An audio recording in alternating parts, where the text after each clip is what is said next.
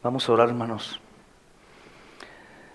Padre bendito, glorioso y todopoderoso, gracias, Señor, por el privilegio que hoy tenemos, Señor, de reunirnos nuevamente aquí, en este lugar, Señor, o aún cualquier otro que fuese, los que has redimido con tu sangre, Señor. Gracias, mi Dios bendito, porque este es día de adoración a ti, Señor. Tu pueblo te alaba desde hace más de 2000 años. Señor, el mundo ha querido destruirlo, pero no ha podido ni podrá. Las puertas del Hades no resistirán. Seguiremos empujando por tu gracia, cumpliendo a tu propósito. Sé, Señor, que en el camino la duda vendrá. El tentador, Señor, será efectivo en su ataque. Sé que muchas cosas experimentarán tus santos, Señor, y necesitamos de tu palabra para ser guiados, levantados, restaurados, animados, redargüidos, exhortados, amonestados, santificados, Señor. Por eso hoy, Señor, bendecimos tu palabra y damos gracias por tener este santo libro revelado, Señor, a nosotros. Te pido, Padre Santo, Señor, para que hoy tu iglesia no únicamente te adore, que es a lo que venimos, sino también sea bendecida, Señor, sea llevada al arrepentimiento, sea animada, Señor, que confirmes, amado Dios, llamados a hermanos, Señor, que obres, Padre Santo, conforme a tu propósito, Señor, en cada uno de nosotros. Aún creemos, Señor, que enfermos podrían estar aquí y tú les sanarías si tú quieres, porque tú eres un Dios poderoso, inmutable, Señor. Te alabamos, Señor, y damos gracias. Gracias porque somos pecadores y estamos delante de ti. Y cuando vemos esta cruz a mis espaldas, amado Señor, no únicamente recordamos tu amor, sino también recordamos tu ira y tu justicia, Señor, que desataste sobre tu Hijo en unos minutos, amado Señor. Él experimentó el infierno que nos esperaba. Por gracia hemos sido salvados, Señor, por medio de la fe. Y esto no es nuestro, es tuyo, Señor. Gracias, Padre, por la vida de mis hermanos que están aquí, por los servidores, por los hermanos que están a distancia y por las condiciones en sus países o ciudades. No tienen congregación, amado Señor, como nosotros, pero sí se tienen entre ellos y son iglesia y se gozarán y crecerán en tu palabra, serán santificados. Te pedimos por los que a causa del pecado se han alejado, Señor, de ti. No pedimos necesariamente que les traigas a este lugar, Señor, sino que los lleves de vuelta a tus pies. Te pido, Padre Santo, por los que a causa de la mala enseñanza están licuados, amado Señor, en su doctrina, que son, amado Señor, del mundo y a la vez son tuyos. Te ruego para que tú obres en sus vidas y nos santifiques en tu verdad. Tu palabra es verdad, Señor. Te pedimos por los enfermos físicamente que están entre nosotros y los ausentes. Te pedimos por fortaleza para la familia de nuestro hermano Sergio, quien ahora ya no experimenta dolor, ya no experimenta sufrimiento, ahora puede respirar plenamente tu gloria, Señor. Gracias. Pero te pedimos por los que se quedan aquí, le extrañarán. Te pedimos, Padre, para que todo santo alabe hoy tu nombre, Señor. Te pedimos por nuestros preciosos niños que estás avivando, que te aman, que desean, Señor, escuchar el sermón y anotarlo. Te pido por los que están aquí, los que están lejos. Te ruego, Padre, por nuestro congreso anual y por todos los santos que han de reunirse para alabar tu nombre, Padre. Ayúdame a mí, guárdame de las soberbias de mi boca, de mi debilidad, y úsame para la gloria de tu nombre y edificación de tu pueblo. Te pido, Padre Santo, esto en Cristo. Amén y amén. Tomen asiento, hermanos, salúdense unos a otros. Estoy seguro que algunos llegaron y no se saludaron. Y se escucha la historia por ahí de que fui a una iglesia y nadie me saludó y por eso ya no volví a ir. Que eso no sea el motivo, que mejor sea la predicación. Pero es un gusto verlos, hermanos. Gloria a Dios. Señor les bendiga. Estamos estudiando ¿cuál serie, pequeñas?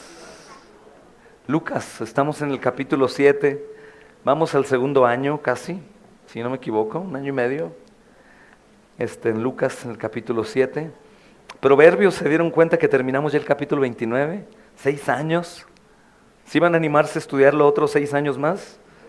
Gloria a Dios. Imagínense, los que tienen 6 van a tener 12. Los que tienen 50 van a tener 56. Y así sucesivamente. Saludamos a los hermanos que están a distancia, que están unidos en la adoración de hoy. Rogamos por sus vidas, hermanos amados. Ayuden a sus niños hoy a estudiar con nosotros. Hermanos, vayamos a los versículos que nuestro hermano David nos hizo favor de leer, y quisiera que recordáramos un poco del contexto, hermanos, que está aconteciendo aquí. Es una bendición tremenda, hermanos, el poder recordar lo que ha pasado en esta ocasión. El Señor justamente, hermanos, ha estado trabajando y llegando, hermanos, a una ciudad llamada Naín, que aún existe hoy todavía por aquel rumbo, hermanos. Se encontró un cortejo fúnebre con una mujer llorando y mucha gente ahí. Era una multitud, dice la palabra, y él con ternura y amor, hermanos, mostró misericordia y levantó al joven muerto. Esto es increíble, porque ha hecho milagros de curaciones y otras cosas, pero lo que ahora acontece es que un muerto ha sido levantado de la muerte, hermanos. Y creo que todos nosotros sabemos que eso no es algo común. Ahora que conocemos la historia de lo que el Señor ha hecho, pues sí, Él hizo eso muchas veces, pero te lo he preguntado, ¿qué pasaría si tenemos aquí hoy un servicio fúnebre? Tuvimos uno ayer y antier, cuerpo presente de un hermano. Imagina que el hermano se levanta. He repetido que los valientes dejarían de ser valientes y son más rápidos que sus esposas. Saldrían corriendo y los gritos se escucharían, y algunos otros sí se quedarían, pero paralizados por ver al muerto caminar. Este es un acontecimiento, hermanos, que es digno de meditar.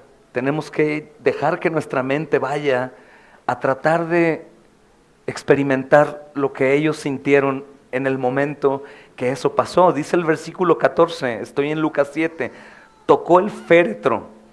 Esto tiene mucho significado en el tiempo judío, hermanos. No podían tocar nada inmundo, ni tumba tampoco, y el Señor está metiéndose en problemas, está tocando el féretro de un muerto. De inmediato los religiosos pueden llamarlo impuro, un quebrantador de las leyes y cuantas otras cosas, pero Él tenía misericordia. Un punto importante que yo también te recordaba, mi amado hermano, es que la misericordia del Señor no es como la misericordia del hombre sin el Señor. La misericordia del hombre sin el Señor solamente trata y busca de hacerle el bien a los demás, el bien temporal, mas no el bien eterno. No se enfoca tanto en la eternidad. Es por eso que vemos mucho más altruismo, vemos mucha más ayuda comunitaria en especie, comida, ropa, que predicadores del Evangelio. Podemos salir los que vamos a los hospitales de noche, podemos ver, ¿cuántos predicadores encontramos en las iglesias, hermanos? Alex, ninguno. Robert, ninguno. ¿Y cuánta gente que da comida encontramos? Son los que nos rescatan cuando vamos con manos vacías. Decimos, venimos a traer el Evangelio y estas dulces personas vinieron a traer lo que nosotros no, así que hagamos equipo. Y Dios es bueno con el necesitado. Pero la mayor obra de misericordia es la obra de la cruz, que es la salvación de la eternidad. Él, hermanos, tocó el féretro y de pronto la voz de mando de Cristo inmediatamente restaura al joven a la vida. Esto también tiene una interpretación, hermanos, maravillosa en cuanto a la salvación. Alguien me preguntaba hace poquito tiempo, horas, y me decía, me siento un poco frustrado porque cuando predico el Evangelio no veo la respuesta de mucha gente. Los que predicamos aquí ya nos acostumbramos, no siempre tenemos los ojos atentos de las personas, pero siempre tenemos comentarios en las publicaciones del evangelismo porque siempre lo publicamos, porque creemos que una publicación grabada puede salvar a otros. Y vemos comentarios como, qué tristeza que nadie lo escuchó, qué triste que la gente no oye. Hermanos, toda la gente en este servicio fúnebre estaba llorando, ¿cierto o no? Y el muerto sabía que estaban llorando. ¿Por qué? Lo mismo sucede, vamos a predicar el evangelio a ¿quiénes? A muertos espirituales. Y sería muy bonito que todos los muertos de pronto estén viéndonos, ¿no? Y digan amén con nosotros. Y levanten su mano y digan, aleluya, predicador. Pero están muertos. Nosotros cumplimos con ¿qué, hermanos? Con predicar. Y el Señor hará la obra. A mí no me importa ya. Antes sí. Ahora ya no me importa que pongan atención. Si hay algunos métodos que podemos hacer para llamar la atención, tal vez hablar con ellos un poco, interactuar, acercarnos mucho, hacer cómplices algunos, sí o no, amigo, y este tipo de cosas que hacen que ellos pongan atención. Pero realmente, hermanos, podríamos llegar, pararnos, predicar el evangelio e irnos, y Dios va a orar por el poder de su palabra. Esto es lo que hizo Él, hermanos. Él, con profunda compasión, con infinita sabiduría y con toda la autoridad de Dios, hermanos, un maravilloso poder, aleluya, gloria sea nuestro Dios, le dijo que se levantara, y el hombre de inmediato se levantó. Yo creo, hermanos, que esta obra de misericordia debió haber impactado a los demás de manera muy grande, mas no vemos a ninguno que al ver al muerto levantado se murió. Hubiera sido una obra continua de resurrecciones por el susto. Y esto también me lleva, antes de avanzar, a pensar en algo, hermanos. Hay un montón de resurrectos aquí. La mayoría de nosotros y hermanos que están en otras iglesias han sido resucitados de la muerte y no llaman mucho la atención de los demás. Hay hijos salvos que sus madres no están llorando de gozo porque son salvos ahora. Hay padres que estaban perdidos y ahora son salvados, y los hijos no están llorando de alegría como esta mujer. Esta mujer celebró más la victoria sobre la muerte temporal de su hijo que la salvación. Y eso mismo hoy pasa, hermanos. La salvación pasa desapercibida. Estoy seguro que nos gozaríamos más nosotros en la resurrección temporal de un muerto. Digo temporal porque este muerto volvió a morir. Lázaro volvió a morir. Hermanos, y nosotros podríamos tener aquí un féretro aquí, y de pronto el muerto recita y nos alegraríamos, cantaríamos, y probablemente cometeríamos el error de muchas iglesias. ¿Han escuchado esas iglesias que no hay predicación y que solamente hay testimonio? Vamos a hablarle al hermano Pedro para que sea su testimonio. Oh, yo era drogadicto y era borracho, y Dios tocó mi vida y me quitó lo drogadicto y lo borracho. Y luego la otra hermana pasa, yo era prostituta y ahora ya no soy prostituta. Pues son obras que el hombre logra sin Cristo. Hay grupos AA, NA. Hermanos, hay obras que se pueden lograr, pero hay una obra que no puede lograrse por ningún medio ni ninguna persona, que es la obra de la salvación, en donde el hombre no participa en lo absoluto. El decisionismo es falso. Yo decido recibirte como Salvador. Permíteme, hijo pródigo, el que te recibió a ti fue el Padre, no tú a él. Dios es quien elige, Dios es quien salva, Dios da misericordia ¿a quién? ¿Y en qué participó este muerto, hermanos, para su resurrección? ¿Sabes en qué participó? En estar muerto. Y lo único que hizo, ¿qué fue? Escuchar la voz del Señor y se levantó. Ahora te pregunto, ¿cómo un muerto escucha? Es que el poder de la palabra obra en la muerte de un hombre. Es como obró en nosotros, como obró en ti. Hay algunos testimonios aquí tan preciosos que me gustaría platicar, pero no quiero poner rojos a los que están ahí. Y aparte hoy es el día del Señor y es digno que hablemos de Él. Pero testimonios de gente que conocí muerta y ahora viven. No son perfectos, pecan todavía, tienen muchas pruebas en su vida, pero definitivamente no son los que eran antes. Y eso es una obra de Dios en sus vidas. Hermanos, ¿qué celebramos más? ¿Los milagros temporales? ¿La sanidad de un cáncer? Hermanos, o la salvación. Y tenemos problemas nosotros para entender esto, porque ciertamente nos aferramos a la vida, y es un milagro que tengamos aquí sanos de cáncer. Mi hermana, mi padre y mi hermano. No sé si alguien más ha sido sanado. Tumor del tamaño de un balón en el vientre de Lupita. Cosas increíbles. Pero más allá de eso, la salvación de nuestra alma, hermanos. La salvación y la vida eterna. Mucho más que cualquier milagro, es el milagro de la vida eterna. Dios mostró misericordia en levantar a este chico de la muerte, hermanos, pero es un gran salvador para levantarlo de la muerte y aún darle salvación. Hermanos, en el día de la resurrección, el milagro más grande que ahora no celebramos tanto como la celebración de tocar una campana cuando alguien dice, en los Estados Unidos dicen free cancer, tocan la campana y dicen estoy libre del cáncer. Hermanos, en la resurrección de los muertos, ahora nosotros sí tocaremos la campana de ahora entiendo lo que hiciste en la cruz. Vamos a comprender lo que no comprendíamos, vamos a disfrutar lo que no disfrutábamos. Estoy seguro que desearemos haber hecho cosas que no hicimos y que lloraremos por el pecado por el cual hoy no lloramos, y que mucho más gozo vendrá cuando el Señor enjugue nuestra lágrima y diga: no te preocupes, ya no hay más pecado en ti, ya no vas a pecar más. Ese es el milagro de milagros, hermanos. Ese es el milagro de milagros. Hermanos, para muchos de los hombres que estaban ahí, hermanos, la situación marcó sus vidas para siempre. Pero sin duda creo, hermanos, que la situación que sucedió en nuestras vidas hoy, estando entre tantos hombres y mujeres y niños y jóvenes, la mayoría resucitados de la muerte espiritual, debe producir más gozo. Y pasó una situación aquí, hermanos, que habla de la duda de Juan el Bautista. Algunos se ofenden, pero aquí aparece y me es de gran aliento a mi vida y sé que lo será para la tuya. Así que vamos a adentrarnos a nuestro estudio secuencial, consecutivo, expositivo en el versículo 18 al 20 para empezar, que mi hermano David ya nos hizo favor de leer. Así que todos vayan a sus Biblias, por favor, hermanos, y ayuden a sus hijos a tomar notas y a estar atentos. Dice el versículo 18, los discípulos de Juan le contaron todas estas cosas. Ahora, qué interesante, vean un versículo anterior para que podamos saber, hermanos, qué es lo que está pasando. Versículo 17 dice, qué maravilloso es estudiar la Biblia de esta forma. Y se extendió la fama de él por todo Judea y por toda la región de alrededor. Versículo 18, tú en tu Biblia ves ahí un tema, como una división, pero en los escritos originales no había división. ¿Ok? Dice que los discípulos de Juan le dieron las nuevas de todas estas cosas. ¿De cuáles? Pues son las cosas por las que se causó fama de él por todo Judea y la región. Ellos vieron al muerto, hermanos, levantarse, y los discípulos de Juan ya seguían a Jesús. Uno de sus discípulos es Andrés, hermano de Pedro. Juan era un discípulo de Juan el Bautista, y ahora ellos siguen a Cristo.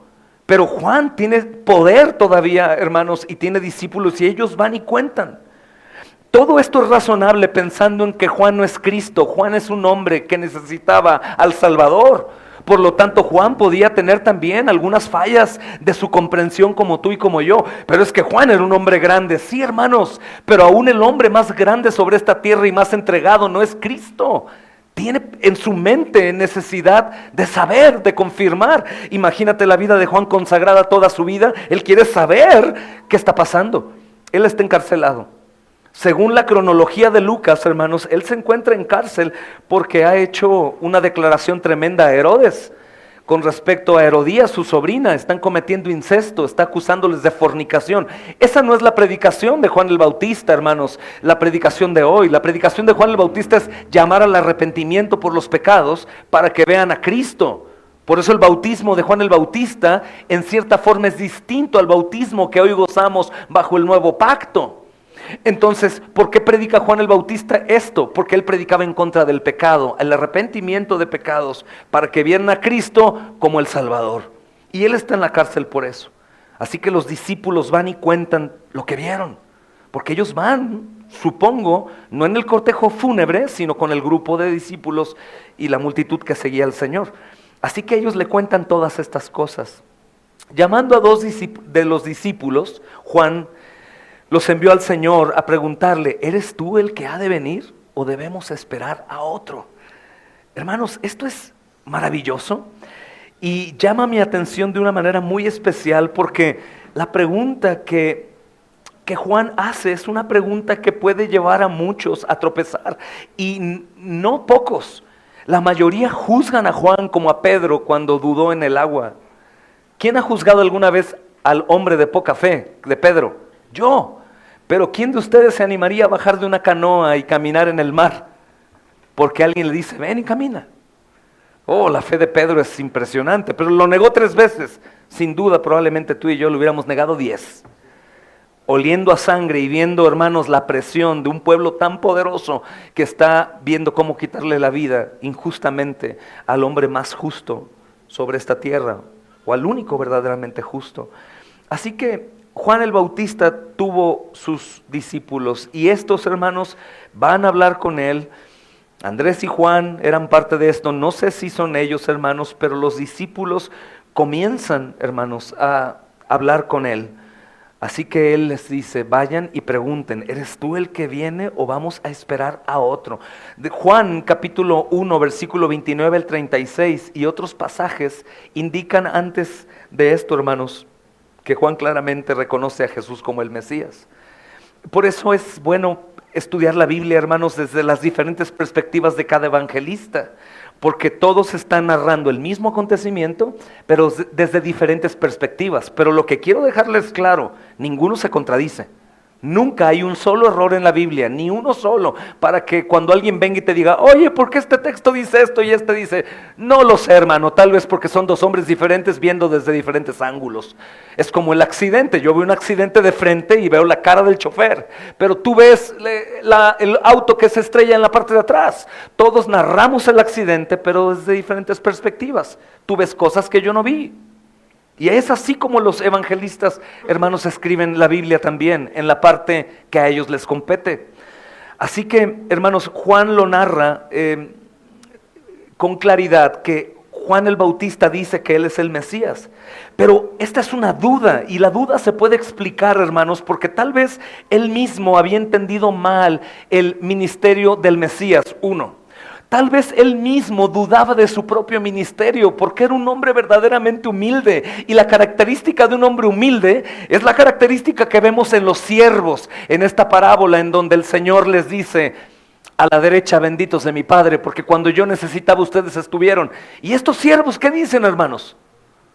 ¿Cuándo te hicimos eso? ¿Por qué? Por su humildad. Porque ellos únicamente hacen lo que Dios les ordena, pero no lo hacen por imposición, sino porque Dios es Dios y saben cuál es su labor. Es como tú cuando vas al baño o comes, nadie te lo impone. Tu cuerpo mismo da lo que necesita para hacerlo. El siervo humilde hace lo que Dios le dice y no le están diciendo, por favor, haz lo que tienes que hacer.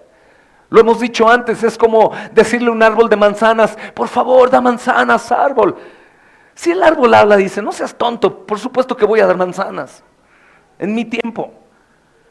Hermanos, los otros siervos no, los otros siervos hacen lo que hacen para tener una lista de cosas que puedan decir, oye, no vengas a decirme nada, yo hago esto, y reconózcanme. Probablemente, hermanos, todo es un probable y es una hipótesis, así que no podemos confirmar nada y tú puedes tener tu propia idea sin transgredir en lo absoluto lo que está pasando aquí. Pero lo que sí hay es una duda en Juan. Y sabemos de quién viene la duda. Del diablo, hermanos. ¿Sí?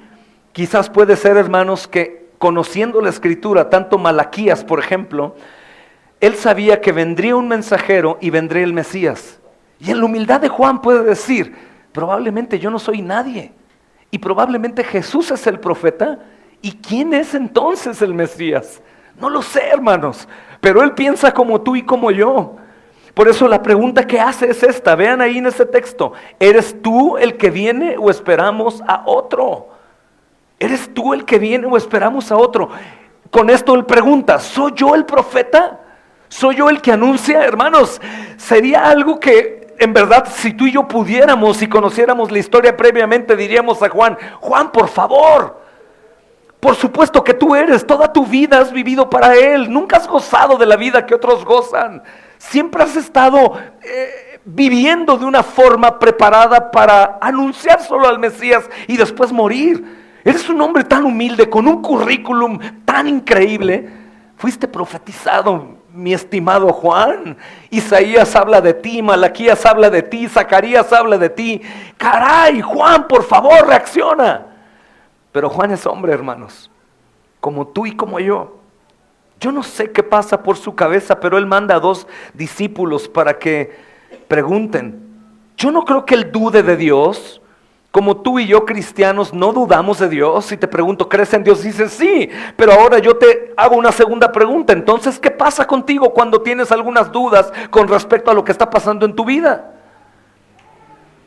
Hermanos, es posible también que Juan estaba esperando la liberación política de Israel, porque era un predicador.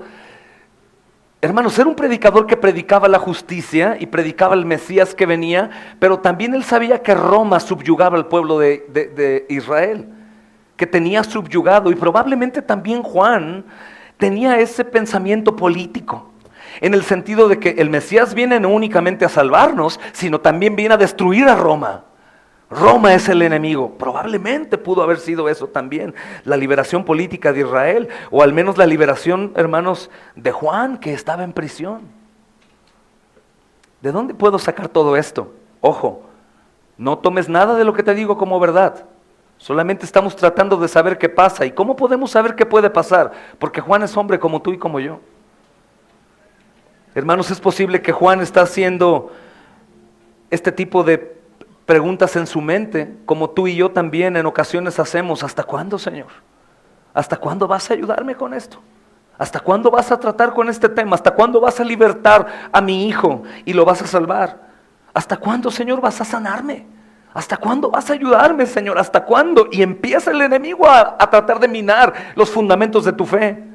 Caray, la palabra dice que tú veniste a traernos libertad, a traer, ¿de qué, Señor? ¿De qué se trata? ¿Cuánto tiempo he de sufrir? ¿Cuánto tiempo he de pasar por todo esto? No lo sé, hermanos. Lo que creo que ha quedado claro en la mayoría de nosotros es que la verdadera libertad que Cristo vino a traer es la libertad espiritual, la libertad del pecado, la libertad de la muerte, la libertad del diablo. Porque no siempre nos sanará, ¿están de acuerdo, hermanos? A veces dirán, no, le rogaremos, sánalo por favor de ese cáncer, que no muera. Y dirán, no, porque Él no está para que haga lo que nosotros le pedimos todo el tiempo. Si bien Él sirve ahora mismo a la diestra del Padre, intercediendo por nosotros, es una herejía lo que aquellos dicen, ahora Espíritu Santo, ahora, momento, arrodíllese delante de Dios, humíllese delante de Él, primeramente para que lo perdone. Porque Él no es ese tipo de siervo, hermanos, que el hombre quiere. Es mentira que todos los cristianos tienen que vivir en prosperidad y en armonía. ¿En qué libro leímos eso, caray? Debe de ser en el Antiguo Testamento, cuando las promesas que ellos experimentaban en su mayoría eran materiales. Pero ve al Nuevo Testamento y enséñame la prosperidad terrenal en la vida de los santos. No la encuentras, aunque existe, aunque es prometida y aunque hay tiempos de refrigerio. Sin duda. ¿Hemos comido ayer, hermanos? ¿Hemos dormido bajo un techo? ¿Ha aparecido de pronto milagrosamente dinero para alguna necesidad? Sin duda el Señor así bendice y prospera, pero también Él permite que padezcamos. Juan está en cárcel, Juan está padeciendo en padecimiento. Probablemente Juan está tratando de explicarse a sí mismo, ¿qué está pasando, Señor? Tú prometiste libertad. Si tú eres el Mesías y has hecho obras relacionadas con una liberación política, en cierta forma, sí, Él vino a revolucionar, hermanos, y a pararse en esta tierra como rey, a establecer su reino. Pues, libérame, Señor. Si yo soy el que te anuncia, libérame. ¿Tú eres? ¿Ha llegado mi tiempo? Está en cárcel. Hermanos, es posible que Juan haya hecho una distinción errónea entre el que había de venir y el Cristo, el Mesías. El que había de venir, hermanos, es Él. Y el Mesías, Cristo, pues es el Señor Jesús. Es como nuestro llamado, hermanos. ¿Les ha pasado alguna vez que es un peligro muy grave para los predicadores, los pastores o misioneros decir, ¿en verdad el Señor me habrá llamado? ¿Seré salvo de verdad? Porque es difícil creer que exista un perdón ante un Dios justo. Es el gran dilema, hermanos, de la humanidad. ¿Cómo un Dios justo puede perdonar pecadores? ¿Cómo? A lo mejor los niños no entienden estos términos. ¿Cómo que un Dios justo? El Dios justo tiene que darle a cada uno lo que corresponde, chicos. Si uno roba, le tiene que dar castigo por su robo. Si uno miente, castigo por su mentira. Entonces, ¿cómo un Dios justo puede perdonar a pecadores? Perdonarlos.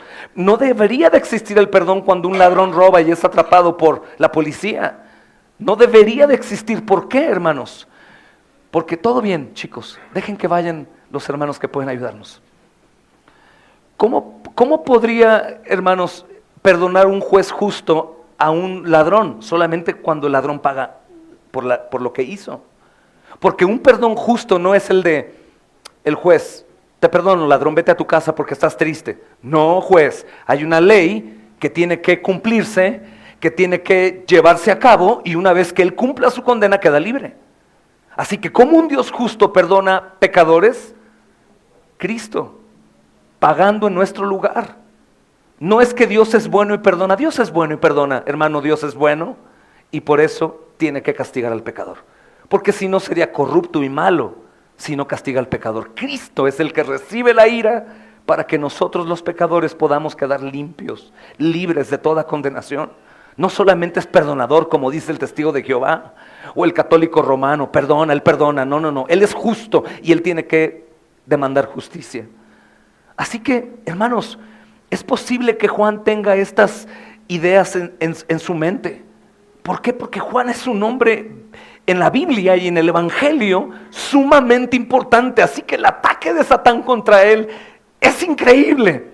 Pero podríamos decir, entonces la expresión del Señor de que Juan es el más grande de todos los hombres, hermanos, ¿es suficiente para decir por qué él fue tentado así? No. De hecho, el Señor no terminó ahí.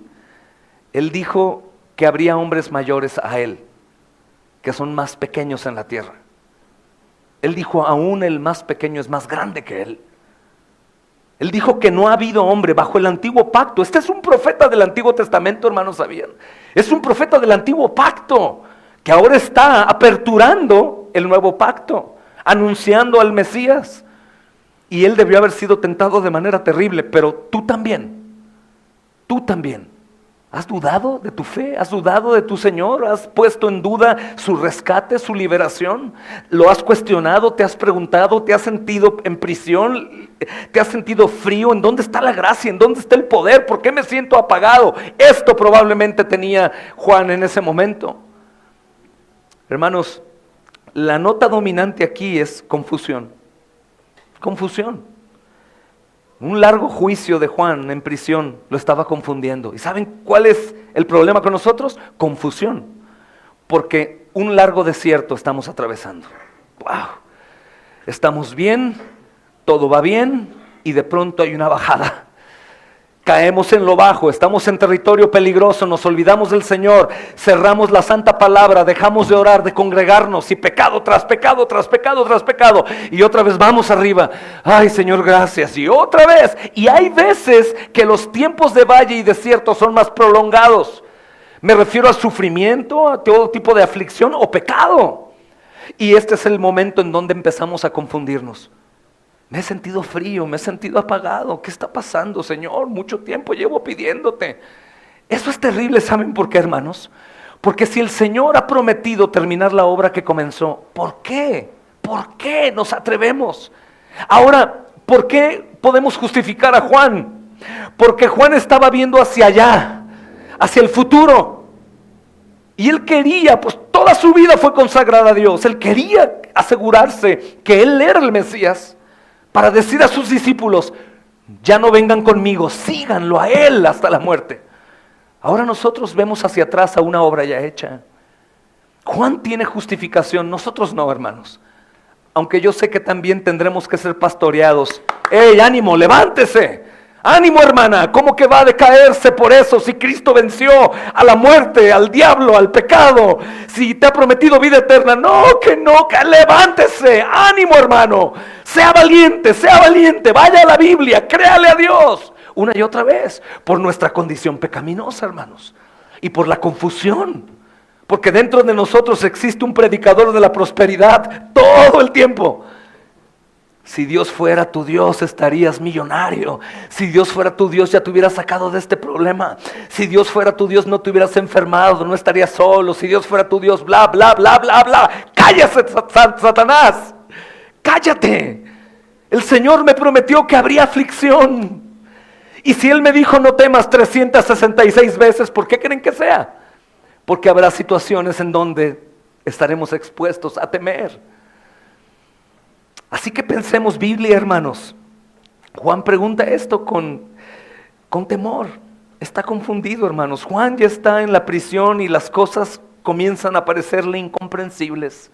Recuerda que Juan es Juan, nacido en pecado. Juan no es como el Señor Jesús. Y aunque él ha sido guardado toda su vida, creo que aún más. Yo platicaba un poco ayer en la noche de estos. Hacemos un poco de trampa y yo hablo el sermón con mis hijos. En la noche la parte que vamos a comprender. No siempre, pero la mayoría de las veces. Y les decía, es como ser joven. Ser joven es un peligro tremendo.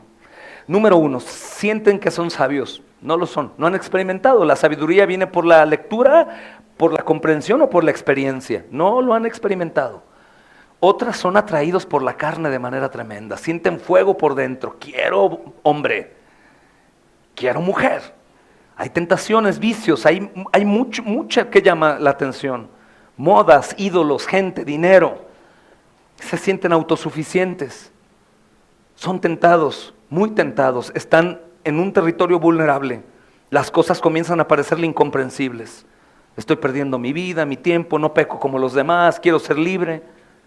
Los adultos también, hermanos. Los ministros, algunos pastores que dejamos, no le puedo llamar secular porque no existe lo secular para el creyente. Todo tiene que ver con el Señor y debemos ser cristianos siempre. Pero uno de pronto piensa, ¿valdrá la pena? ¿Valdrá la pena de verdad dejar de hacer esto, de ir, de vacacionar, de gozar, de descansar? ¿Valdrá la pena? ¿Y si no? Muchos de ustedes pueden decir, oye, llevo 10 años, 15 en la iglesia y todos los días mi mismo lugar. Mis pompis están ahí grabadas en la misma silla. ¿Valdrá la pena? ¿Valdrá la pena en realidad? ¿Será algo que al final valga la pena? Porque quiero decirles, no iremos flotando cada vez más entre más nos congreguemos. Seguiremos igual, hermanos, en la misma tierra. Igual, lo mismo, problema tras problema, pero gozo tras gozo. Cantaremos una y otra vez por domingos y domingos y domingos. Hermanos, no cambiará nada. No crean que iremos subiendo al cielo escalera por escalera. Sí iremos siendo santificados por la palabra, pero el mundo seguirá igual de corrupto. Así que los ataques seguirán viniendo. Las situaciones seguirán, hermanos, enfrentándose de muchas formas. En ocasiones, hermanos, cosas buenas, en ocasiones cosas malas. Pero ¿qué va a abundar más en este mundo caído? ¿Las cosas buenas o las cosas malas? El peligro está latente, el diablo es el padre de la mentira, está, hermanos, entrando por doquier, desde el kinder, la primaria, el vecino, la gente, lo que se acepta, lo que no se acepta. Hermanos, estamos en un mundo peligroso. Y no crean que, bueno, ya en unos 15 o 20 domingos yo creo que ya todo está bien. No, les advierto, son cristianos, estamos cruzando un desierto. Y aunque nos estemos acercando al cielo cada vez más, el desierto no deja de ser desierto. El valle no deja de ser valle. Así que ustedes tienen que recordar que tenemos que seguir peleando. Juan está en cárcel y probablemente piensa, ¿qué pasa? Probablemente ustedes pasan muchos años y dicen, no veo mucho cambio. Hermanos, ¿saben cuándo se va a terminar la guerra? Hasta que Cristo venga o nos llame. Como el hermano Sergio ahorita está adorando al Señor. No sé, pero creo que ahí seremos un poco pentecostales todos en nuestra adoración. No seremos tan formales. Creo que estaremos brincando de gozo ahí, hermanos, como pequeños borregos, pequeñas ovejas. Pero el desierto es el desierto. Hermanos, Juan no conoce el nuevo pacto como tú y yo. Esto es increíble y esto es de los pasajes que más disfruto porque me puedo identificar bastante con el pensamiento de él y creo que tú también puedes identificarte con su pensamiento. Hermanos, el tiempo ha sido largo. No veo muchas cosas. De pronto en ocasiones en el caminar del desierto, entre más descansado te sientas, a veces te sientes más cansado. ¿Estás de acuerdo? ¿Que no debería de estar yo mucho más fuerte ahora que antes? Es que si has luchado más, estás más cansado, pero dentro de ti, tu corazón, tu mente saben que estás más fuerte en el Señor si has sido fiel. De hecho, hay más quejas de algunos de ustedes por pecados que antes, y antes pecaban más que hoy. ¿Por qué? Porque las cosas son distintas. Ahora vemos de forma distinta. Nos sentimos más indignos, más infieles, cuando somos más fieles y más dignos en Cristo, hermanos. Él está esperando que Cristo destruya rápidamente el poder de las tinieblas, que juzgue a los injustos, que derrumbe Roma, que abra la prisión y que de pronto Juan siga anunciándolo mientras Jesús viene caminando. Y que Juan diga, ahí viene, no sé qué pase por su mente, hermanos, pero de pronto se siente indefenso en la prisión. Y lo entiendo. ¿Te has sentido así? Yo muchas veces. Señor, ayúdame. Ayúdame, por favor, ayúdame. ¿Qué voy a hacer? ¿Cómo voy a reaccionar en esto? ¿Cuándo se va a terminar esto? ¿Qué va a pasar? ¿Cómo va a terminar? Esta misma duda viene a mi mente por las ovejas del Señor, de las cuales yo soy parte, pero que me ha dado a cuidar. Señores en matrimonio, señores hermano, que se mantengan firmes. Oh, Señor, que lean tu palabra, no hay fuera de tu palabra fuerza. Oh, Señor, que puedan luchar esta prueba y que no caigan en tentación. Oh, Señor, te lo pido. Alguien podría llegar y decirme, pero ¿por qué tienes miedo, hermano? Deberías estar tranquilo, Dios va a hacer su obra. Pero es que reconocemos la responsabilidad nuestra, es mantenernos firmes, sin fluctuar en la profesión de nuestra esperanza. ¿Por qué, hermanos? Porque fiel es el que prometió. Mantenernos firmes, sin fluctuar en la profesión de nuestra esperanza. Firmes, sin fluctuar en la profesión de nuestra esperanza. Justo hablábamos de eso el miércoles, amados hermanos, que debemos recordarnos el día de nuestra muerte. Lo recuerdo una y otra vez porque se nos puede olvidar. Si te toca a ti ir al hospital a visitarme, visítame si no hay de ti, ¿eh? No es por obras, pero ve a verme. Tienes que decirme, hey hermano, yo sé que vas a ser tentado como Juan. Cree, recuerda todo lo que predicaste, te lo predicaste a ti, es fiel, Señor es fiel, te está esperando, ánimo, cree hermano, predícale al vecino, levanta tu voz, que los doctores vayan a Cristo, dale, anímate hermano. Y aún decirme, y si estoy muriendo, ve a Cristo, ahí está, debes de estar viéndolo. Y es una experiencia sin igual, porque será una guerra como la de Juan, previo a la muerte, en una prisión de un hombre perverso, pervertido, contaminado por Roma al más no poder. Herodes, un desquiciado, hermanos. Todos sus familiares fueron igual. Entonces, sería bueno recordarnos a nosotros también, hey hermano, ánimo, levántese y siga adelante. Siga adelante. Porque saben, aquí no se vale la conmiseración. Porque si nosotros le dijéramos a Juan, hey, tranquilo, todo va a estar bien, Juan. Su cabeza en un plato de plata. No, ánimo, hermano. Sea lo que sea, pase lo que pase, ánimo, dele, anímese. Dele, hermano, dele. Oye, si los atletas lo hacen. Si las fuerzas militares lo hacen, si el papá le dice al hijo en bici sin llantitas, ¿cómo no más nosotros debemos animarnos unos a otros y estimularnos a la santidad, a las buenas obras, a la perseverancia? Sí, hermano, tal vez tu situación esté terrible, lo sé y no me gustaría, y oraremos para que el Señor te saque, pero si acaso el Señor tiene en su providencia amarga tenerte ahí, firme, constante, creciendo, hermano. Eso lo está santificando, eso lo está ayudando, vaya firme, adelante. Les platicaba eso del hermano Sergio, que gracias a Dios en sus últimos días me permitió restaurar mi relación con él. No estaba quebrada, pero estaba alejada. Y lo que le pregunté fue eso, le dije, el día que él pensaba que iba a morir, le dije, ¿tú estás seguro que si hoy mueres, Cristo es tu abogado y te defiende? Estoy seguro. Pero no entiendo cómo puede ser posible que Él lo haga. Pues ¿sabes por qué es posible? Porque cuando Cristo fue colgado en la cruz, no fue colgado como Jesús, fue colgado como Sergio. Y cuando estaban clavando a Jesús y lo estaban ahí maldiciendo y golpeando, lo estaba haciendo en tu lugar. Se le cayó el velo, o se le terminó de caer, porque yo sé que la familia, Adán y todos le anunciaban a Cristo. Pero dijo, ahora entiendo. ¿Qué miedo puede haber si ya no tenemos quien nos condene? Por eso Pablo dice, ¿quién va a acusar a los escogidos de Dios si Dios es el que justifica? ¿Quién nos condenará si Cristo es el que murió? Mas también el que resucitó y está a la diestra del Padre, intercede por nosotros. ¿Quién? Nada ni nadie, mis amados hermanos, ni aún la muerte ni la vida. Esto incluye la enfermedad, el oprobio, el dolor, la duda, las dificultades como jóvenes, como esposas, esposos, como padres, como madres. Nada, mis amados hermanos, nada. Fíjense qué interesante la porción del 20 al 23, hermanos. Es la respuesta del Señor Jesús a los discípulos de Juan. Jesús les dice, Dile a Juan que la profecía se cumplió. ¡Wow! ¡Qué bendición! Para que esté tranquilo. Es lo mismo que ahora yo les digo, hermanos. No como profeta, por supuesto. Como un miserable y débil y pequeñísimo pastor. ¡Hey, hermanos! La profecía del Mesías se cumplió. ¿Y tú cómo sabes, hermano? Porque murió y resucitó. Se cumplió, hermanos. No es a ver si sí. Vamos a echar un volado a ver si sí vamos a tener suerte.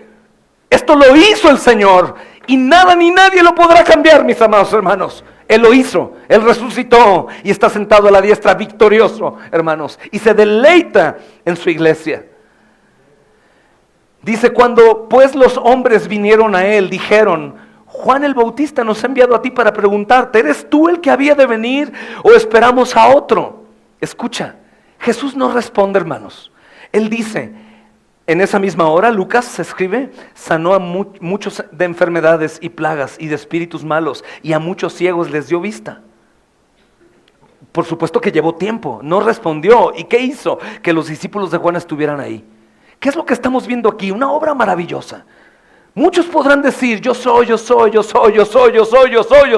pero en su vida decirnos, no soy. Él, en lugar de hablar, lo que hizo fue actuar. Y actuó proféticamente, hermanos. Después dice, y respondiendo Jesús les dijo, vayan y hagan saber a Juan lo que han visto y lo que han oído. ¿Qué es lo que ellos vieron? A alguien diciendo, yo soy el Mesías. No, a alguien actuando, dándole vista a los ciegos, a los cojos piernas, a la lepra limpiada, sordos que oyen, muertos resucitados, y pobres que estaban desdichados, sin esperanza, anunciando el evangelio. Y dice, bienaventurado es aquel que no halle tropiezo en mí. Así que lo que hizo Jesús es demostrar a los discípulos con hechos quién Él era y cómo los hechos van a demostrarse. Había falsos profetas y hay falsos milagreros. ¿Qué no hemos sabido de estadios llenos de falsos milagreros que dicen, vengan y pidan su milagro?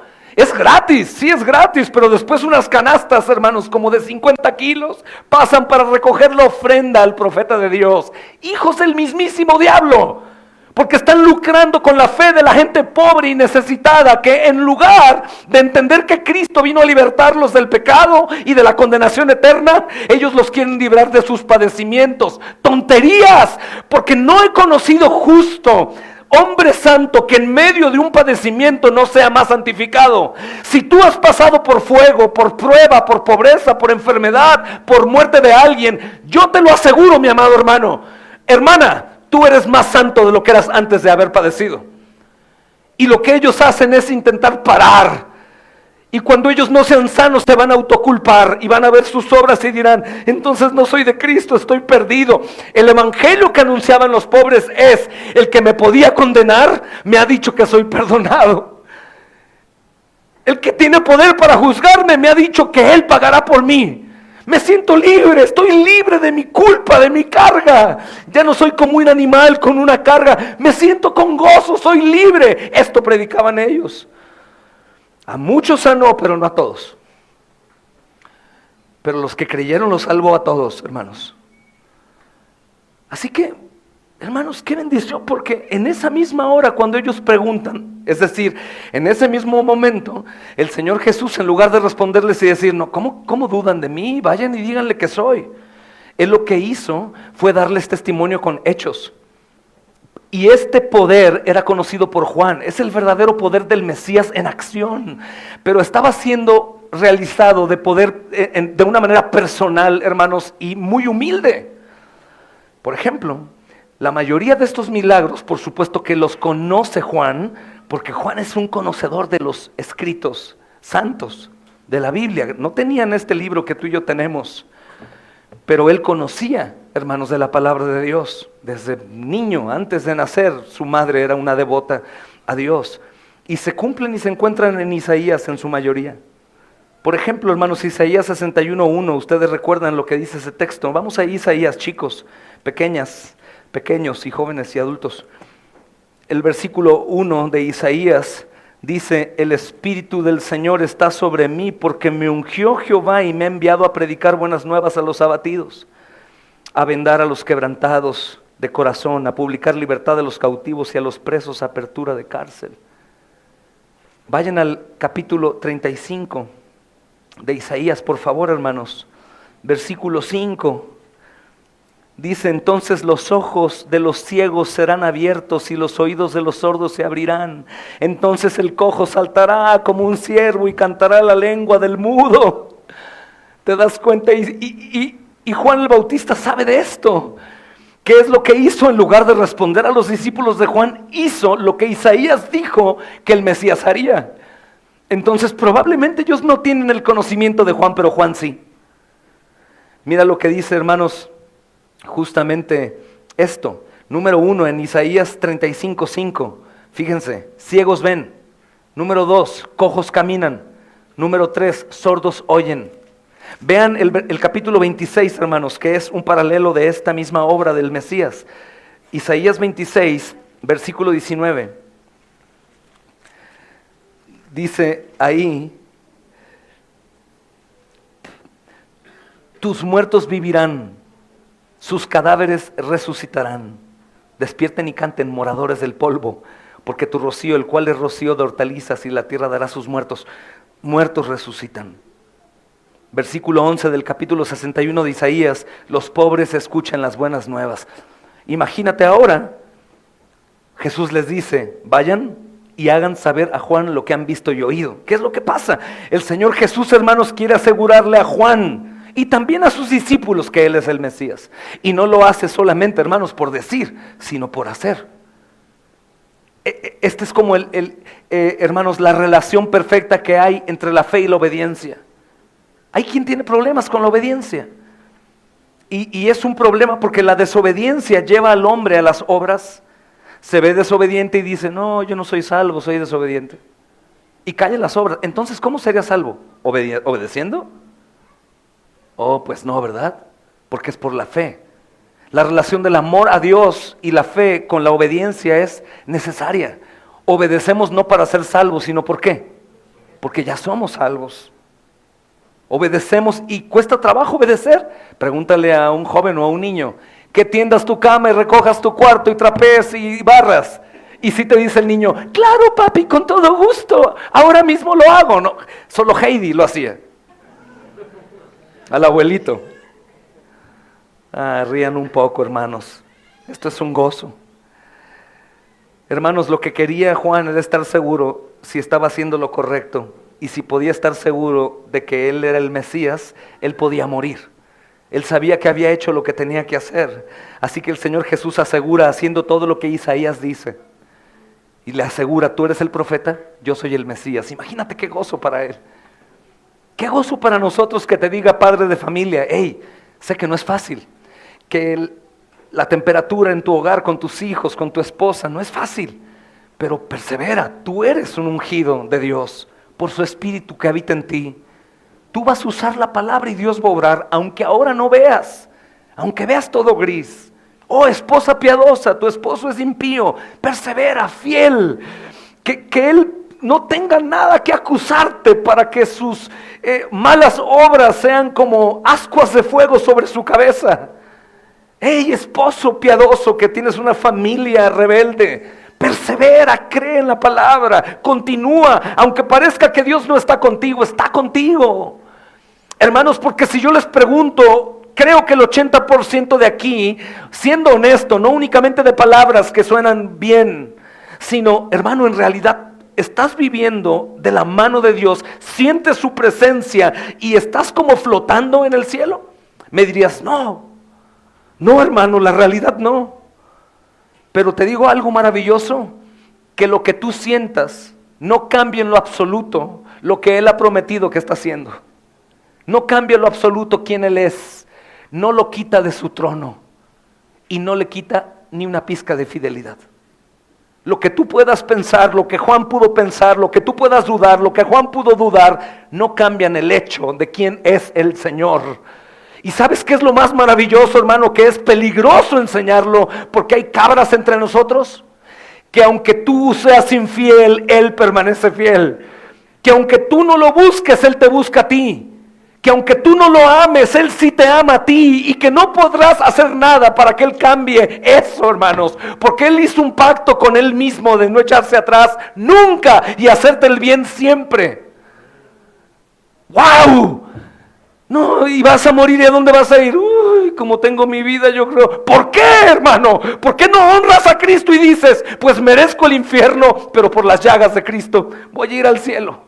Y eso me quebranta y no puedo saber cómo ni por qué, pero eso dice la Biblia y la palabra de Dios es verdad. Juan dice, Él da testimonio de Él mismo aquí. Es mucho mejor que ponernos en la camisa de la autoconmiseración o de la hipocresía religiosa. No, pues no, mírame, hermano, no hago nada, no soy nada, soy feo. Mejor cállese la boca y confíe que Cristo es un salvador de pecadores. Él vino a llamar al que se perdió. Él vino como médico de enfermos. Él vino por el pecador, mi amado hermano, no por el justo. Descansa en el Salvador y descansa en su soberanía. No únicamente nos salvó y ya, Él es soberano ¿sobre qué? Sobre todo. Es supremo, hermanos. En todo, mis amados hermanos, aún en las providencias amargas de Juan en la prisión, siendo un gran hombre, él estaba obrando para bien. Pero su cabeza en una bandeja estaba obrando para bien.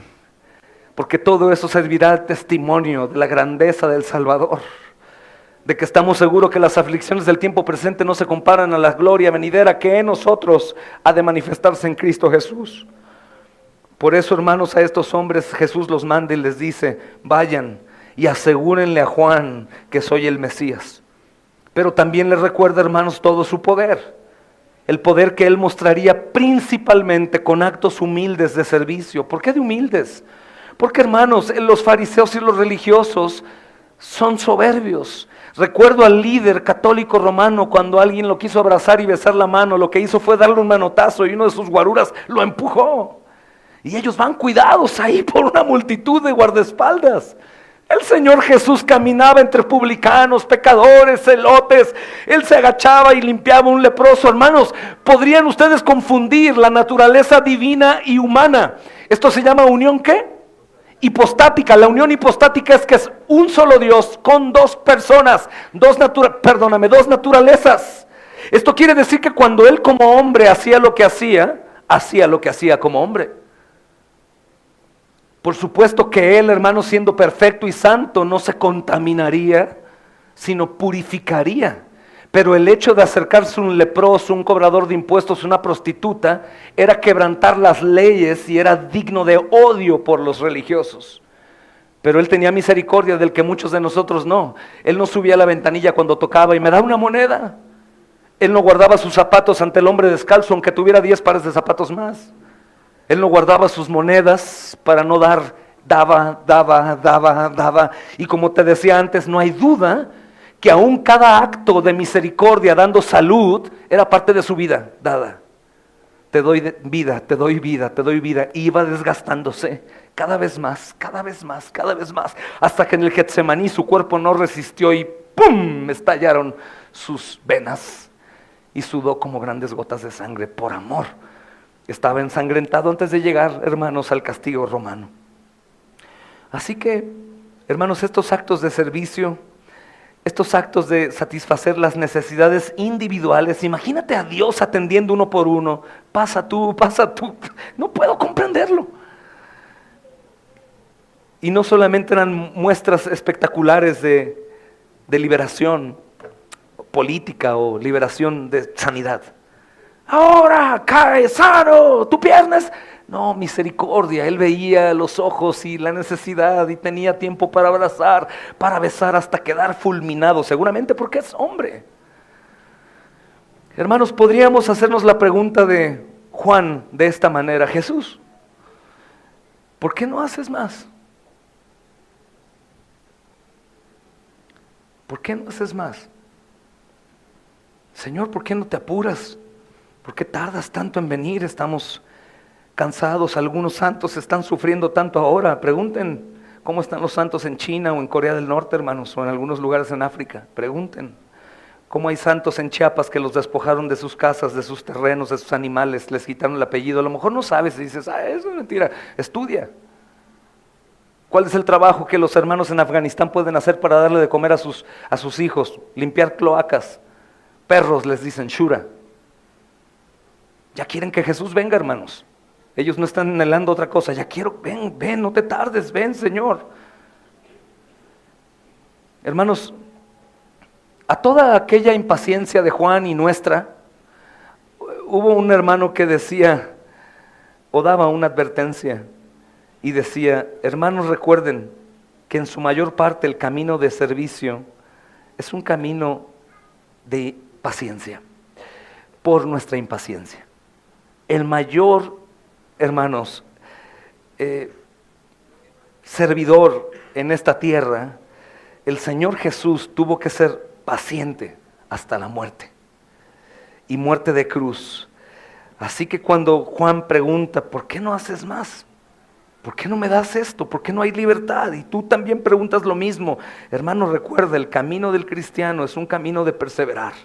Y en la perseverancia, mis amados hermanos, aún en cosas pequeñas o grandes, hay que estar firmes, firmes, firmes, firmes. La historia de la iglesia muestra, hermanos, que esta es una de las lecciones más difíciles de aprender. Espera, espera, sé paciente, espera, espera, espera. El versículo siguiente, hermanos, nos da una exhortación maravillosa y dice: bienaventurado es aquel que no halle tropiezo en mí. Esto incluye todo lo que acabo de decir. El Señor Jesús, hermanos, sabía que el enfoque de su ministerio era ofensivo para las expectativas del pueblo judío, que el enfoque de su ministerio también era ofensivo para los mismos que lo anhelaban. Aún su ministerio puede ser para nosotros también ofensivo, demandante. Oh, tengo reunión, oh, tengo que ir, oh, tengo que ayudar, oh, tengo que orar, oh, reunión de oración a las 5 de la mañana, oh, esto, oh, el otro. Es ofensivo el llamado del Señor para alguien que quiere complacerse a sí mismo. Es ofensivo, hermanos. Por eso, qué feliz es aquel que no haya tropiezo en él. Qué feliz es aquel que dice: no hay nada mejor que estar en las cosas de Dios. ¿Qué quieren las niñas aquí? ¿En una muñeca nueva, último modelo? ¿O ir a la iglesia y estar ahí en una predicación? Las dos, ¿se puede? Los pequeños quieren. Anhelamos el domingo, anhelamos servir, anhelamos ver los rostros de la gente feliz porque les das una comida, una ropita, el evangelio, porque les enseñas. ¿Lo anhelas o no? Porque mira, pon atención a esto que es tan fácil de poder entender. ¿Cierto o no? Es bienaventurado aquel que está haciendo la voluntad de Dios, y no es bienaventurado el que no lo está haciendo. Dígame quién de aquí, sin hacer lo que debe hacer, no ninguna obra para ser salvado, sino simplemente lo que te compete. ¿Qué tiene que hacer un hijo? Honrar a su padre, amarlo, obedecerlo. ¿Qué tiene que hacer un empleado? Hacer lo que se le dice que haga, caray.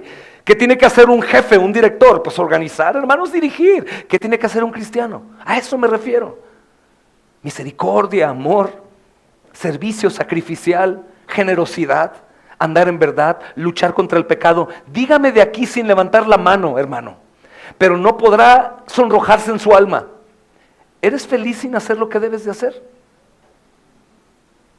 Y díganme de aquí, sin levantar su mano para que no haya jactancia, ¿quién que está haciendo verdaderamente para el Señor, sin importar que nadie lo ayude, que lo acompañe, que lo vea, sin importar nada, solo el Señor? Díganme de aquí, ¿quién encuentra tristeza en el servicio, en la generosidad, en el sacrificio de vivir para Él? Nadie. Él dice: bienaventurado es aquel que no encuentra tropiezo en mí. Bienaventurado aquel al que no se le recuerda: hay que hacer esto, hay que dar, hay que ayudar, hay que bendecir, hay que ir a servir. ¿Por qué? ¿Y por qué digo así? Porque saben que así nos hablamos hoy. Pero, ¿por qué? Porque tiene gozo. Pero ni me lo digas. Tengo alegría, estoy preparado, no hay excusa. Pero el que no hace esto tiene problemas. Está afanado, está ensimismado, está consumiéndose su gozo a mordidas. Es terrible. Pero quien no encuentra tropiezo en nada, hermanos, es bienaventurado. ¿Y qué es bienaventurado? Sumamente feliz.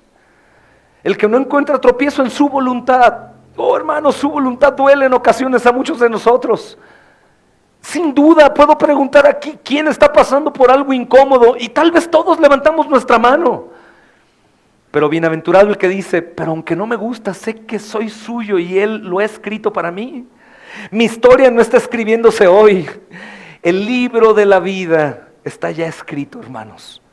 Todo acto, cada cosa que sucede, buena, mala, regular, hermanos, brillante, oscura, fue por Él puesta. Su decreto, hermanos, fue establecido en la eternidad. Así que puedo tener seguridad y no encontrar tropiezo en Él. Cuando Juan el Bautista seguramente escuchó esto, hermanos, pues se ha de haber gozado tremendamente y dijo, ahora sí hagan lo que quieran. Estoy con gozo, sí Él es el Mesías. Cuando nosotros llegamos acá y ves aquí una cruz, no es bendición, esto no nos va a dar nada, hermanos. No es la madera tan bonita de parota que nuestro amado hermano Robert hizo. Es el recordatorio del gran amor, de la justicia de Dios, de la misericordia, de la ira de Dios, de nuestra adquisición. Hermanos, fuimos adquiridos por Dios, de que a pesar de nosotros Él nos ha amado hasta la muerte, y muerte de cruz, de que aunque somos infieles y caeremos una y otra vez, Él nunca caerá de su promesa. Que hermanos, que no se trata de lo que hagamos, sino de lo que Él hizo. Tú caes en pecado, tropiezas, no haces lo que debes hacer, pero Él es tu representante y sí hizo todo. Por lo tanto, la aprobación de Dios por ti es basada en Cristo y no por ti. ¡Oh, qué descanso! Es pasar el examen sin hacer tú el examen, sino que otro lo haga en tu lugar. Pero justamente, no de forma injusta. ¡Qué descanso! Salvación por gracia. ¿Y qué necesito? Confiar. Confío. ¿Y qué fundamentos tengo? Por favor, hermanos. Si algún día creí en los libros de texto, de historia y lo demás, caramba, ¿qué fundamento tengo? ¿Qué fundamento tengo para creer en la historia de un hombre? ¿Y qué fundamento tengo para creer en la historia del Hijo de Dios? ¿Cómo dudar? ¿Cómo no creer, hermanos? Así que quisiera terminar, hermanos, esta enseñanza en este versículo 23. En este verbo que encontramos aquí, hermanos. Bienaventurado es aquel que no halle tropiezo en mí. El verbo que se usa aquí es el que se ofende por mí. Se ofende por mi voluntad. ¿Y sabes qué es esto? El ofendero que no encuentra tropiezo, esa palabra se ofende, se derivaba, hermanos, de una palabra hebrea para la captura de aves, con una, ¿cómo se llama? No, una trampa que avienta así, que pone una piedra aquí, catapulta, no recordaba. Y lo que hacían era hacer la catapulta con un cebo. Y cuando las aves venían, ellos presionaban y el palo estaba encebado y lo que hacía al presionar era jalar hasta liberar la trampa. Y esa palabra ofende tiene que ver con eso, desencadena la trampa. Aquellos que dudan, aquellos que no viven bajo la voluntad de Dios, que no la buscan, que hayan tropiezo en Jesús, en sus tiempos. Hermano, en tu agenda, ¿qué tanto el Señor te estorba y su obra? ¿En qué lugar está Él? 6 de la mañana... Tengo que hacer, dice, oraré, leeré la palabra. No, porque estoy muy ocupado, tengo que hacer. Tal día esto, no, porque esto. Tal día, ¿en dónde está en tu vida, en tu agenda? ¿O es tropiezo para ti? Piensa, hermano, piensa, no sucede nada si lo tienes fuera de tu agenda. La agenda de Cristo está llena de amor y de obras en tu lugar. No quiero decirte obras para ser amado. No, pero lo natural es no encontrar tropiezo en Él, en nuestra nueva naturaleza espiritual. Entonces, piensa en esto. ¿Hay tropiezo en ti? Es decir, la trampa se abre, se liberta. ¿Y cuál trampa? Satanás lo que quería era que los mensajeros de Juan o Juan no escucharan y no vieran lo que no. Jesús, sabiendo plenamente las actitudes de Satán, Él no únicamente, sí, dile que yo soy, como Juan le dijo, sino hizo lo que el Mesías había hecho. ¿Cuál es nuestra trampa? Nuestra trampa o este cebo o el ofendernos por Cristo es olvidar lo que Él ha hecho. Yo no necesito que Cristo venga y se aparezca y me diga, sí lo hice. Yo no necesito, como algunos hemos dicho, solamente un segundo de ver el infierno para que temamos. No necesito, hermanos. Sabemos que han pasado más de 2000 años y los santos y su sangre han dado testimonio que esto es veraz.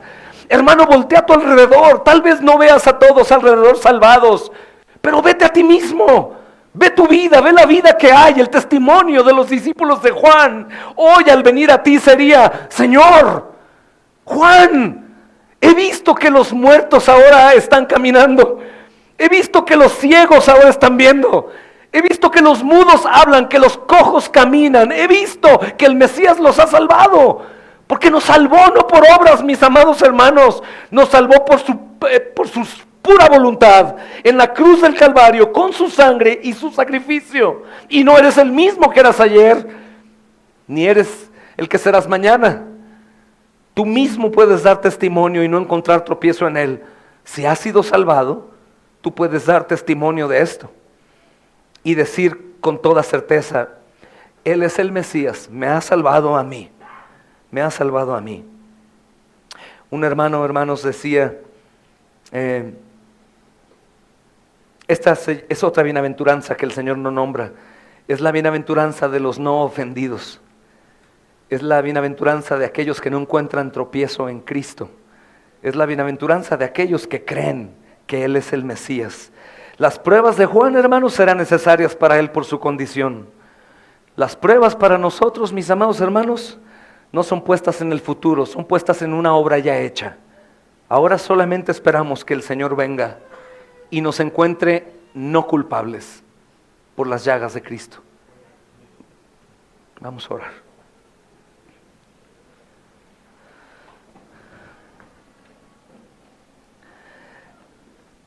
Amado Padre, gracias, Señor, por el privilegio de poder recibir de tu consejo. Lo necesitamos. Sin duda creo que habemos, amado Señor, sin duda, aquí algunos de nosotros, Señor, con dificultades en nuestro peregrinar.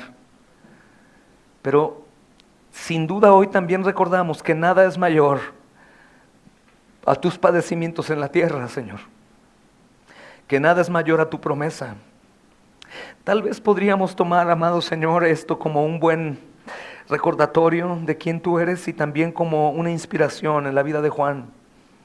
Pero, Señor, mayor que todo esto, Señor, es que nosotros tenemos una esperanza que no nos avergonzará, una esperanza viva, reservada en los cielos, que no se corrompe, que no cambia.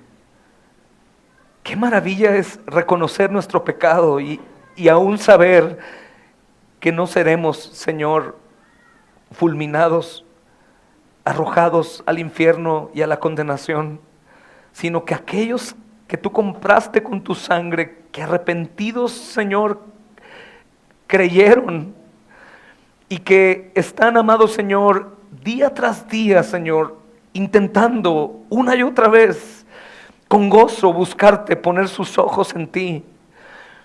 Señor, te veremos cara a cara y podremos verte, Señor, con la tranquilidad de que podremos ir al reino de los cielos por tus obras. En esta tierra también, Señor amado, no estamos abandonados. El huérfano lo está. El huérfano sufre, el huérfano está buscando cualquier padre que lo ayude, que lo abrace. Pero tú dijiste, no les dejo huérfanos. Estás con cada uno de los tuyos. Te doy gracias, Padre Santo, por recordarnos, mi Dios, que si Juan fue el hombre más grande de todos los profetas, estos pequeños, nosotros, Señor, también podemos tener nuestras dudas en momentos difíciles, pero debemos salir pronto de ellas y no encontrar tropiezo en ti. Gracias porque nuestra vida no está, Señor, sujeta por un hilo, sino por tu diestra poderosa. Así que recuérdale a tu pueblo que no tema ni desmaye en nada, porque tú eres nuestro Dios fuerte, que nos sostiene, que tú eres nuestro refugio y fortaleza, nuestro pronto auxilio, y que podemos vivir sin queja, Señor, sabiendo que aún las providencias no gratas o amargas son puestas por ti, Señor. ¿Cómo encontrar tropiezo en ti? No habrá felicidad. Si pensamos de esta forma, el esposo, la esposa, el padre, la madre, los hijos, los compañeros, la iglesia, las cosas en el mundo, Señor, no nos harán dudar, porque todo es orquestado por ti, Señor.